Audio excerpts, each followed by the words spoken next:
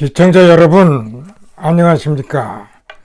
여기는 독일 함부르크에서 보내드리는 이영기의 독일 이야기. 오늘 제가 여러분께 말씀드리고 싶은 주제는 1953년 동베를린 자유봉기, 독일 통일을 위한 첫 신호탄이란 제목입니다. 지금으로부터 70년 전 1953년 6월 17일 동백림에서는 큰 자유의거 사건이 일어났죠. 당시 울브리히트가 지도하던 이 공산당 정권은 여기에 대해서 이제 당원할 수밖에 없었죠. 그때 주로 노동자들이 동독 정부에 의한 자금량의 증가, 그리고 임금은 올려주지 않고 동결 상태, 이런 정책을 발표하니까 그리라도 불만에 쌓였던 동백림 사람, 근로자들이 일어나기 시작했죠. 일어나면서 물가를 잡아라, 또 자금량을 밑으로 떨어뜨리라, 그리고 중요한 것은 자유선거를 요구한 겁니다. 이 대단한 사건이죠. 자, 이렇게 해가지고 처음에는 그날 오전에는 굉장히 6만 명이라는 사람이 참여를 해가지고 성공할 듯 했습니다만은 오후부터 소련의 탱크가 진입되면서 무지하게 탄압을 하기 시작한 거죠. 그래서 희생자가 얼마나 되냐면 2029명이 희생자가 되고 55명이 사망을 했어요. 이 2029명은 사로잡혀 가서 일부는 시베리아 이런 수용소까지 갔다고 합니다. 이런 큰 사건이 이제 그날 일어난 셈이 되는 거죠. 자, 이렇게 해서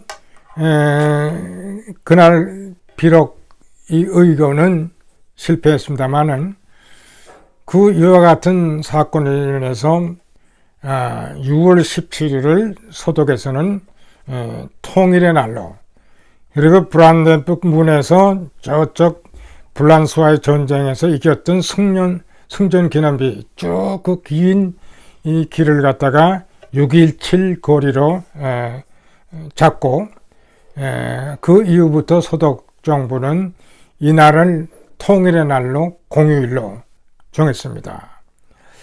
그래가지고 비록 실패는 했습니다만은 이것이 갖는 큰 의미가 그 후부터 점점 나타나기 시작했죠.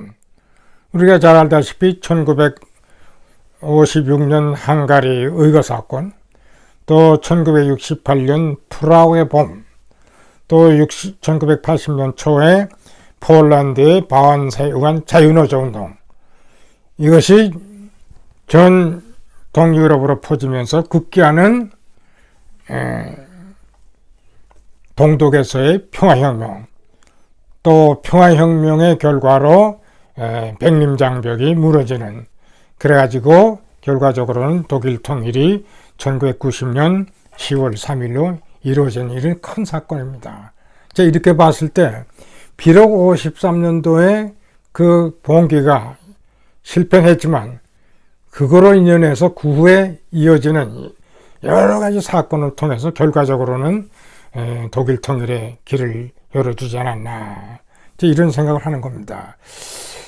근데 제가 여러분께 특별히 보여주고 싶은 것은 이 동백림에서의 그 독일 전차의 그 탄압, 그것을 그 사진사가 찍은 이 사진은 그 후 세계적으로 유명한 동백림 사건을 상징하는 그러한 사진이 됐습니다.